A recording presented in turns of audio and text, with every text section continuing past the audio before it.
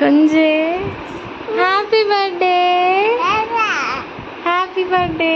Welcome to Harshu vlogs. இன்னைக்கு வந்து பாப்பாவோட பர்த்டே. ஹர்ஷு பாப்பாவுக்கு வந்து செகண்ட் பர்த்டே. இன்னைக்கு ஏப்ரல் 26 தான் வந்து பாப்பா பிறந்தா. கேக் கட்டிங் செலிப்ரேஷன் எல்லாமே மார்னிங்கே பண்ணிடலாம் அப்படின்னு சொல்லி ஒரு பிளானு. அதனால சரி சமையல் வேலையெல்லாம் முடிச்சிடலாம் அப்படின்னு சொல்லி எல்லா காயும் போட்டு சாம்பார் வச்சிட்டோம் அரைச்சி விட்டு. அப்புறம் கேரட் பீன்ஸ் இருந்தது, அதை பொரியல் பண்ணியாச்சு. தக்காளி ரசத்துக்கு பூண்டு எல்லாமே தட்டி ரெடியாக பண்ணி வச்சுருந்தேன். அரைச்சி விட்டு சாம்பாருக்கு வந்து அதில் இருக்கிற பேஸ்ட்டவே எடுத்து ரசத்துக்கும் ஊற்றிடுவோம். சரி சமையல் வேலையெல்லாம் நடந்துட்டு இருக்கவே பாப்பா எந்திரிச்சதுன்னா போய் பாப்பாவுக்கு விஷ் பண்ணிட்டு வந்தாச்சு. சமையல் வேலையெல்லாம் ஒரு ஓரமாக முடிச்சிட்டு இருக்கும் போதே அம்மா அப்பா எல்லாம் ஊர்ல இருந்து வந்துட்டாங்க. அம்மா அப்பா தம்பி எல்லாரும் வந்துட்டு டெக்கரேஷன் ஒர்க்லாம் பண்ணிட்டு இருந்தாங்க. அப்புறம் கேக்கும் ரிசீவ் ஆயிடுச்சு 9 o'clock. அப்படிங்கும்போது 9:30 ஆயிடுச்சு கேக் வந்து ரிசீவ் ஆகுறதுக்கு. 10:30க்கு வந்து கேக் கட் பண்ணிக்கலாம் அப்படின்னு சொல்லி பிளான் பண்ணியிருந்தோம். கேக் வந்து நாங்கள் எங்கே ஆர்டர் பண்ணியிருந்தோம்னா கிட்டேயே வந்து தெரிஞ்சவங்க ஒருத்தங்க இருந்தாங்க. ஹோம்லேயே பண்ணுற மாதிரி ஹோம் பேஸ்ட் கேக் மேக்கிங் மாதிரி இருந்தது. சரி இந்த தடவை இங்கே ட்ரை பண்ணி பார்க்கலான்னு சொல்லி ட்ரை பண்ணி பார்த்தோம். கேக் வந்து சூப்பராக இருந்தது.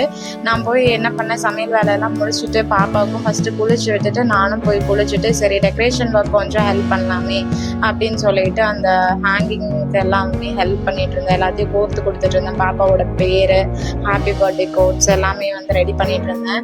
பாப்பாவுக்கு சாக்லேட் பார்த்துருந்தீங்கன்னா இன்ஸ்டாகிராம் பேஜ்லேயே ஆர்டர் பண்ணியிருந்தோம். பாப்பாவோட ஃபோட்டோ போட்டு ஹாப்பி பர்த்டே ஹர்ஷிதா ஸ்ரீ அப்படின்னு சொல்லி 2 types ஆஃப் சாக்லேட் ஆர்டர் பண்ணியிருந்தோம். ஒன்று வந்து ஸ்மால் சைஸ் ஒன்று, இன்னொன்று வந்து பிக் சைஸ் ஒன்று. ஹாய் சொல்லு. ஹாய், என்ன பண்ணுறீங்க?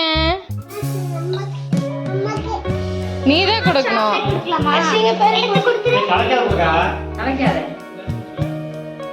தேங்க்யூ. சரி கேக் கட் பண்ணி முடிச்சுட்டு எல்லாத்துக்கும் கொடுக்கலாம், சரியா?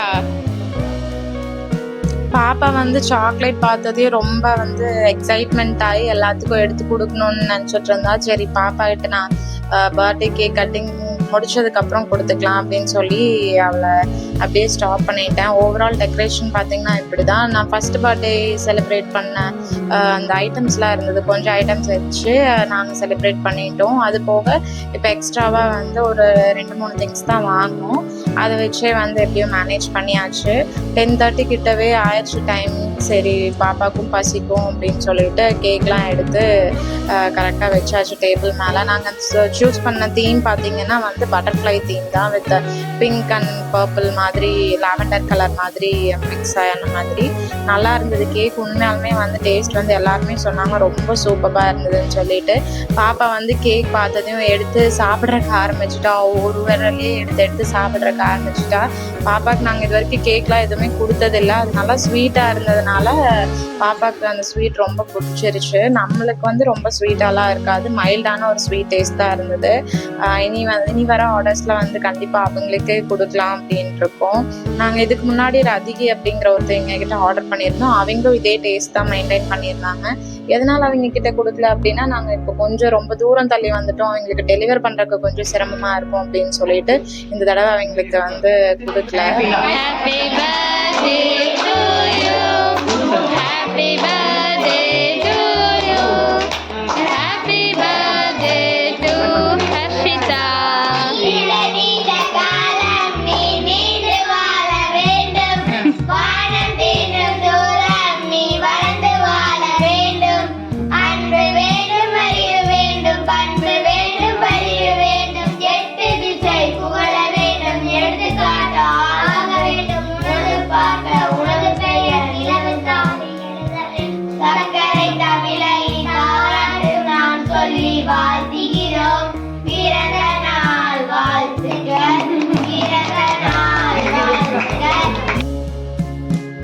கேக்லாம் கட் பண்ணி முடிச்சதுக்கப்புறம் பார்த்தீங்கன்னா எல்லாருமே பாப்பாவுக்கு வந்து ஊட்டி விட்டுறக்கு வந்தாங்க. அத்தை, மாமா, அம்மா, அப்பா, அப்புறம் பாப்பாவோட ஃப்ரெண்ட்ஸு ரித்யா, அப்புறம் மேகவர்ஷன் அண்ணா, அக்கா எல்லாருமே வந்து பாப்பா கூட்டி விட்டாங்க. அன்னைக்கு ஹர்ஷிதா பாப்பா வந்து கேக் சாப்பிட்ட அளவு வந்து சொல்லவே முடியாது. அந்த அளவுக்கு சாப்பிட்டா. சாப்பிட்டு வந்து சாப்பாடு எதுவுமே சாப்பிட மாட்டேன்னு சொல்லிட்டா. சரி வீட்டில் செஞ்ச கேக் தானே அப்படிங்கிறதுனால ஒரு நாள் தானே ஒன்றும் பிரச்சனை இல்லைன்னு சொல்லிட்டு நாங்களும் விட்டுட்டோம். ஃபஸ்ட் இயர் பர்த்டேக்கே வந்து பாப்பாவுக்கு நாங்கள் கேக்கே கொடுக்கல. இதுதான் அவளுக்கு வந்து ஃபஸ்ட்டு டைம் கேக் வந்து டேஸ்ட் பண்ணுறா. நல்லா எல்லாரும் ஊட்ட ஊட்ட வந்து வேண்டானே சொல்லலை பாப்பா. ஆன்னு சொல்லி எல்லாத்தையுமே சாப்பிட்டா.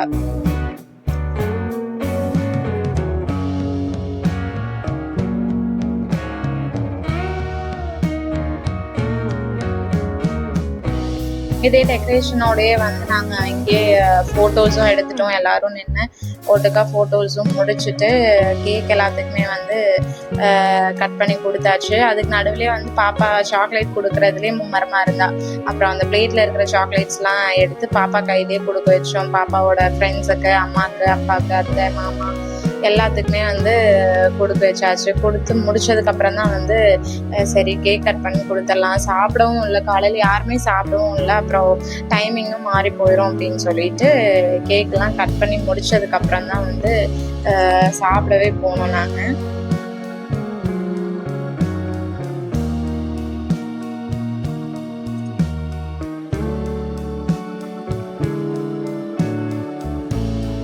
பாப்பா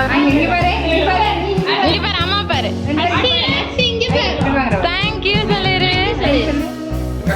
காக்கம்க்கு தேங்க்யூ சொல்லு.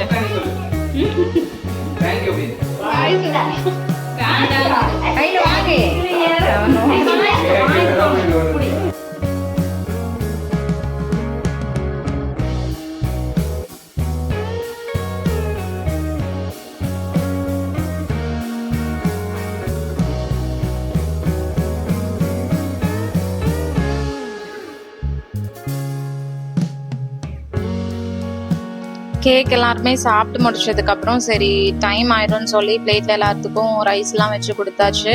அன்னைக்கு வந்து கேரட் பீன்ஸ் பொரியல், அரைச்சி விட்ட சாம்பார், அப்புறம் சக்கரவள்ளி கிழங்குல வந்து பொரியல் பண்ணியிருந்தோம். அது வந்து டேஸ்ட் நல்லா இருந்தது. நாங்கள் சக்கரவள்ளி கிழங்கு வந்து நார்மலாக எல்லாரும் வேக வச்சு தானே சாப்பிடுவாங்க. நாங்கள் எப்படி பண்ணியிருந்தோம்னா வெங்காயம் மிளகாலாம் எப்பயும் போட்டு, உருளைக்கிழங்கு செய்வோம் இல்லையா, அதே மாதிரி வெங்காயம் மிளகாலாம் போட்டு தாளித்து சாம்பார் பொடியெல்லாம் போட்டு அது ஒரு ஸ்டைலில் பண்ணியிருந்தோம்.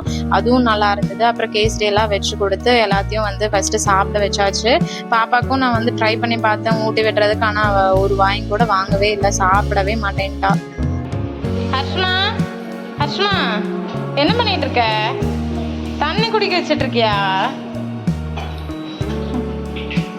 சாப்பிட்டு எல்லாருமே ரெஸ்ட் எடுத்துட்டு அதுக்கப்புறம் அன்னைக்கு கோயிலுக்கு போனோம் இல்லையா, காலையில் வந்து கேக் கட் பண்ணுறது இருந்ததுனால போக முடியல. சரி ஈவினிங்னாச்சும் போயிட்டு வரலாம் அப்படின்னு சொல்லிட்டு சனிக்கிழமை நாள் ஆஞ்சநேயர் கோயிலுக்கு போகலாம் அப்படின்னு சொல்லி பிளான் பண்ணியிருந்தோம். கிட்டே இடுகம்பாளையம் ஆஞ்சநேயர் கோயிலுக்கு போகலாம் அப்படின்னு சொல்லி பிளான் பண்ணியிருந்தோம். ஒரு 4:30 அப்படி இருக்கும் நாங்கள் கிளம்பும்போது. போயிட்டு வெத்தலை மாலை வந்து ஆஞ்சநேயருக்கு போடுவாங்க. ஸோ வெத்தலை மாலையும் வாங்கிட்டு நான், ஹர்ஷிதா பாப்பா, அவங்க டேடி, அதுக்கப்புறம் மேகவர்ஷன் 4 பேருமே கிளம்பி கோயிலுக்கு போயிட்டோம். அம்மா அப்பாவை வந்து அப்படியே நாங்கள் போகிற வழியிலேயே ட்ராப் பண்ணியாச்சு. அவங்களும் ஈவினிங்காக தான் கிளம்புனாங்க. சாயந்தர டைம் நல்லா இருந்தது, சூப்பராக இருந்தது. கிளைமேட்டும் வெயில் வந்து பாப்பாவுக்கு ரொம்ப கஷ்டமாக இருக்கும். மத்தியான டைம்லாம் கூப்பிட்டு போனால், அதுவும் இல்லாமல் கோயில் வந்து சாத்தி இருக்கும்.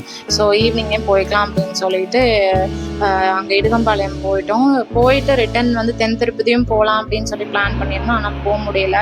நல்லா ஆஞ்சநேயரை தரிசனம் பண்ணிட்டு பிரசாதம் கொடுத்துருந்தாங்க. பிரசாதத்தையும் வாங்கிட்டு சாப்பிட்டு ஹர்ஷிதாவும் வடை சாப்பிட்டா. வடை மாலை பூஜை பார்த்தோம், அதையும் பார்த்துட்டு கிளம்பிட்டோம். தேங்க்ஸ் ஃபார் வாட்சிங்.